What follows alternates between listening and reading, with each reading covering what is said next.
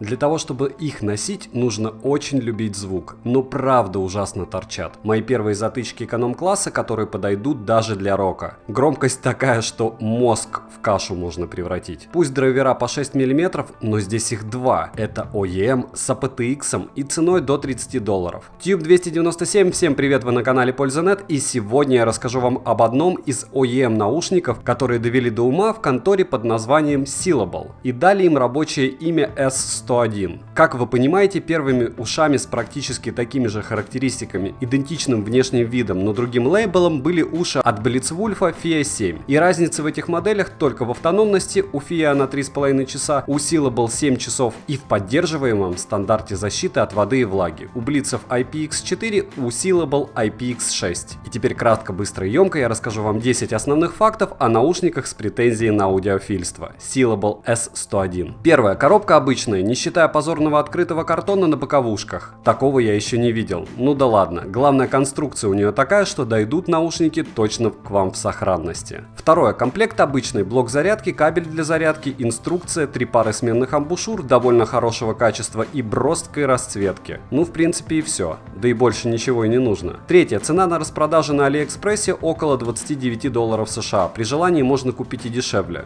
В рублях 2100 рублей. Главное запастись купонами. Я без распродажи купил уши за 2300 рублей, что около $32. И сейчас крайне непривычно для своего канала я спойлерну: эти наушники своих денег стоят. Купить вы, кстати, можете их по ссылке в описании к видео, как и прочитать отзывы купивших. Там их несколько сотен. Четвертое. Бокс. Крышка люфтит, а низ кейса выполнен из металла, отчего от него постоянно веет прохладой. А так все максимально стандартно. Бокса на 500 махов хватает на 4 перезарядки наушников полностью. Уши по 50 махов в каждом. Автономность звучания 7 часов при 60% громкости и устройством с Bluetooth 5.0 на одном заряде. У меня так играли Meizu Pop 2, но громкость у них была ниже и было значительно меньше басов. Крышка у корпуса полупрозрачная, маркая, крепится к корпусу на металлический штырек. Сам бокс в джинсах не поносить, выглядеть это дело будет максимально убого и будет для вас максимально неудобным. Заряжается бокс от древнего кабеля microUSB за стандартные 1,5 часа. Уши при тряске из него выпадают только с очень серьезными усилиями. Из открытого бокса уши вылетают и вынимаются легко. Вес бокса 55 грамм, наушники весят по 5 грамм каждый. На тыльной стороне бокса располагается вход microUSB без какой-либо заглушки, на фронтальной стороне над надписью 4 диода индикатора, которые активируются открытием крышки, они показывают заряд батареи. И кто не подписан, подписываемся, на канале каждые 2 недели разыгрывается Mi Band 4, полные условия в описании к видео, там все просто. Пятое. Bluetooth версии 5.0 через 2 стены бьет, на открытых пространствах с легкостью может брать на 45 метров от источника. А вот по поводу обрывов я могу сказать следующее. При использовании в качестве устройства для проигрывания музыки телефона Redmi Note 7 в местах с большим количеством Wi-Fi сетей крайне редко, но помехи наблюдались. Отваливаться уши не отваливались. При использовании в качестве плеера iPhone 7 Plus и Huawei P20 Pro никаких проблем со связью не было, ну максимум один раз за 2 суток. Но задержка присутствует не только в играх, но и при просмотре YouTube. Довольно незначительная, и большинство пользователей ее не заметят, но по факту на 0,1 секунды звук отстает. Главный наушник, кстати, здесь правый. Шестое. Поддерживаемые кодеки AAC, SBC и aptX. И не путайте, aptX HD здесь нет. При подключении с Android устройствами с поддержкой aptX сразу подключается к нему. При отсутствии данного кодека в телефоне Android автоматом включается кодек SBC, в iPhone кодек AAC. Притом использование данных кодеков крайне значительно влияет на звучание, о чем я расскажу вам дальше. Но сразу уточню, с устройством на кодеке AAC наушники звучат хуже. Неплохо, но не феерично. В наушниках есть диоды, но во время работы после подключения к устройству они не мигают. Седьмое. Защита от воды IPX6. В идеале вы можете хоть в душе с такой защитой в них мыться, пусть и недолго. Мои тесты уши пережили абсолютно спокойно. Дождя и пота они не боятся совсем. Но бокс боится, не забывайте. Восьмое. Сами наушники, хотя и довольно немного весят и выглядят с 2 драйверами по 6 мм каждый в прозрачном пластике крайне эпично, обладают не менее выдающимися размерами. Наушники в ушах выглядят как минимум странно, как 2 больших hands-free. И я не знаю, как назвать такое строение приличным словом, ведь мой канал без мата. В этот пункт я еще добавлю немножко положительного. Подключаются уши молниеносно. Для подключения достаточно открыть бокс. При необходимости уши могут использоваться по отдельности. В каждом наушнике есть свой микрофон. Выключаются наушники либо при помещении в бокс после закрытия крышки автоматически, либо длительным нажатием механических кнопок. Кнопки довольно тугие, так что при их использовании вам постоянно придется пихать наушники себе в мозг. мозг. Ввиду жестких элементов крепления удовольствие это крайне сомнительное. Бегать в этих ушах не особо комфортно, но вылетать они у вас не будут. Из функций есть все, что только можно. Переключение треков, увеличение и уменьшение громкости, вызов голосового помощника и отклонение вызова либо ответ на него. 9. Посредственный микрофон. Запись примерной работы, которую вы сейчас услышите. Всем привет, вы на канале Польза.нет. Это тест наушников Syllable S101. Помещение, абсолютная тишина вокруг. Вот таким образом они работают. Следующий тест будет тест на улице. Тест микрофона Syllable S101 в парке. Дети бегают, люди ходят, но особого шума нет. В принципе, и так отрабатывает он довольно неплохо. Разговаривать с собеседником можно, хотя, опять же, повторяю, не идеально. Тест микрофона на улице. Рядом катаются машины, в том числе большегрузные. В принципе, разговаривать возможно, но даже если рядом человек, разговаривать довольно сложно с таким количеством машин вокруг.